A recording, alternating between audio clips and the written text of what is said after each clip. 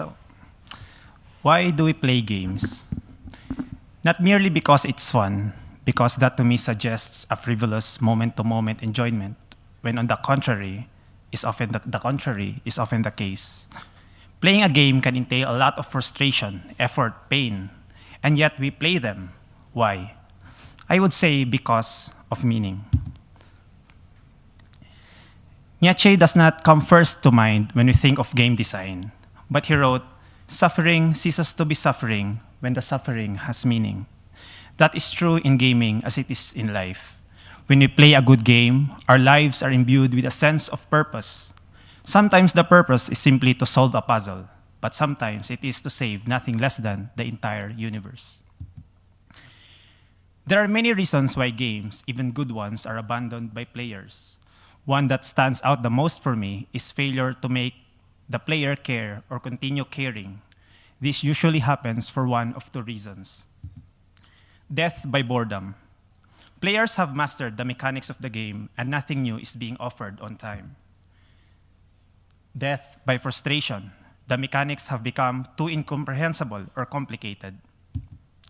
Usually these problems can be solved by patient modulation of challenges, but usually a limit will be reached when no new challenges can be added because the game has become too unwieldy or complex. Again, death by frustration, or else the permutation of the core mechanic has simply been exhausted, death by boredom. To continue to give meaning and joy, for I see joy as the state of mind that accompanies meaningful action, game designers must be in a constant struggle against boredom and frustration. That is, to continue coming up with fresh game mechanics. What follows is an account of my own particular struggle. No game mechanic, or no game for that matter, is created out of nothing. Though we talk about game creation as if it is otherwise, phrases like, "it popped into my head," or "it suddenly struck me," etc., but they are not very helpful in terms of telling us how to do it. The more useful metaphor for me is to think of game ideas or ludims as chemicals, which, when manipulated a certain way, can produce surprising results. Think of hydrogen and oxygen.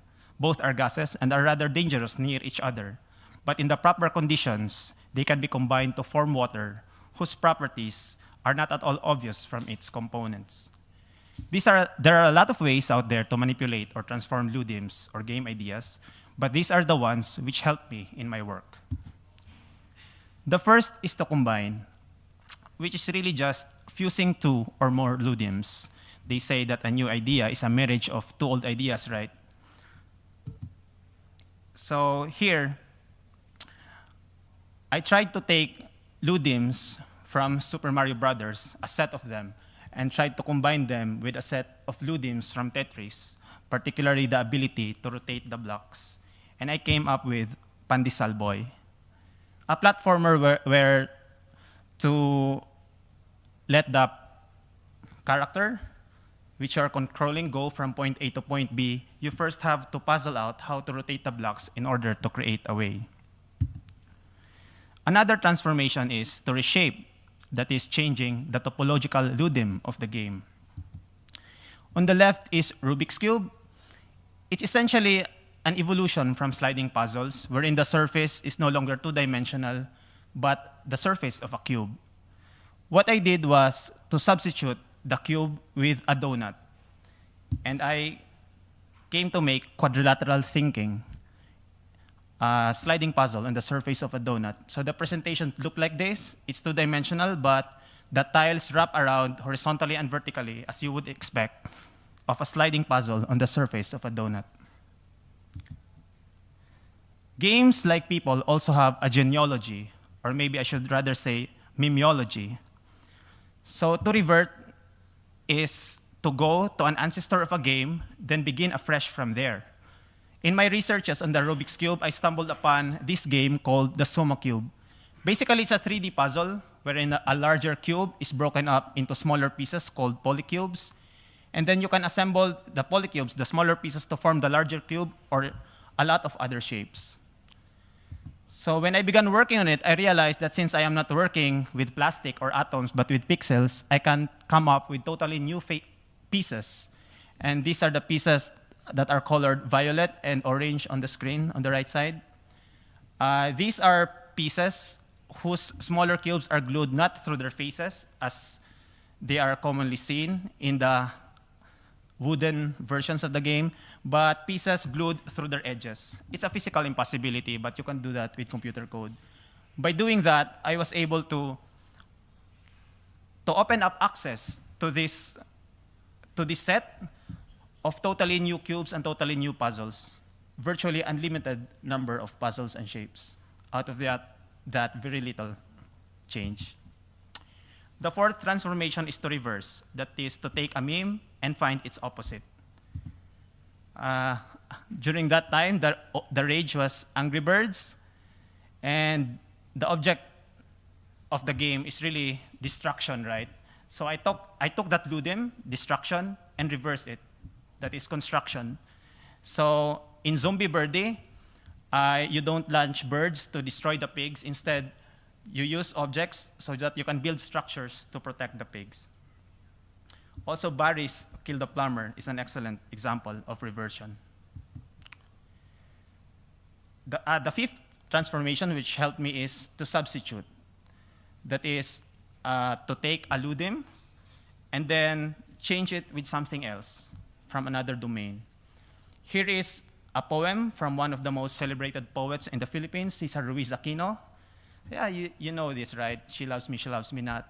But instead of a flower, Cesar Aquino substituted the metrical pattern of a haiku, a Japanese poem, right? 5-7-5. So the first line, 5 syllables, then 7, then 5. So she loves me, she loves 5. Me not, she loves me, she loves me not, she loves me. So I applied that. On the left is a board game, a classic board game in the Philippines, invented by a math teacher. It uses the ludems from the game checkers or droughts, and then combined it with arithmetical exercises to create a game wherein every move is associated with an arithmetic problem. So the kids do their maths while they are playing. What I did was, instead of droughts or checkers, I used Othello, and I came up with this new game called Mathello. It is made out of bamboo, so that the benefits of gamification can be brought out to children in the Philippines and hopefully the rest of the world that are technologically marginalized. The sixth transformation is to adapt. That is to take ideas from one domain, then bring it to another domain. Kind of like how organisms change their genomes when the environment change, or when they transfer environments, migrate to new environments. So on the left is graph theory. Graph theory is that branch of mathematics which allows you to stalk your crush on Facebook. I took this particular ludem of meme of graph theory called proper edge coloring rather, and built a game around that, wherein you're given tubes and joints, and the object of the game is to color the tube such that no joint will have tubes of the same color.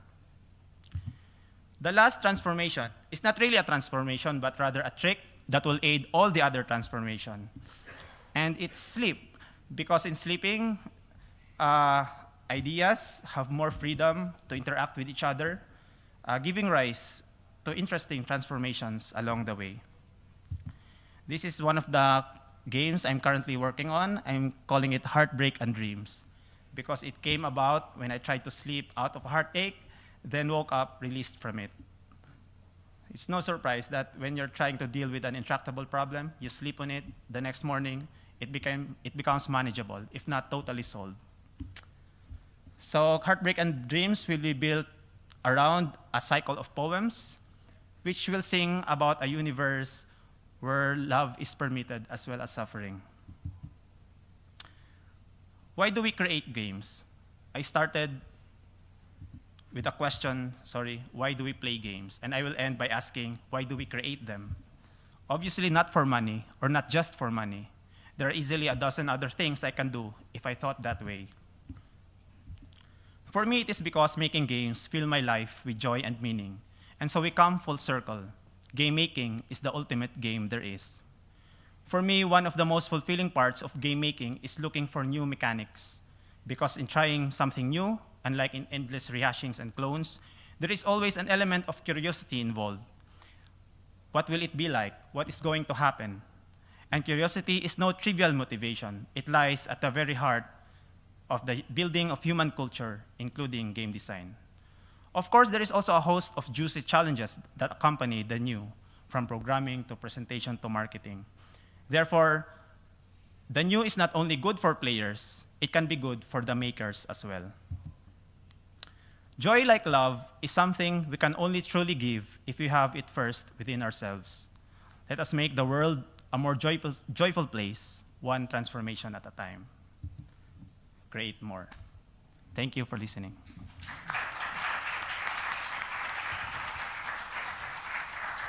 Thank you, Khail, for that talk. Do we have any questions? Well, I have a question, actually. So you spoke about using different kind of Ludems for games. What I wanted to know is, how do you ensure that your games have originality? Say when you use, like say you mentioned Angry Birds and you use the Angry Birds Ludem of destruction and you switched it to construction. So do you think that that way your game has its own sense of originality, or does it influence itself from something like Angry Birds? Using the transformation I enumerated does not guarantee originality. It will only allow you to generate new ideas, but of course that has to be checked with what is out there. So of course you need to know what is in the field, and you have to recheck what's out there before investing time and money into developing something. Thank you. Thank you very much. We have questions now.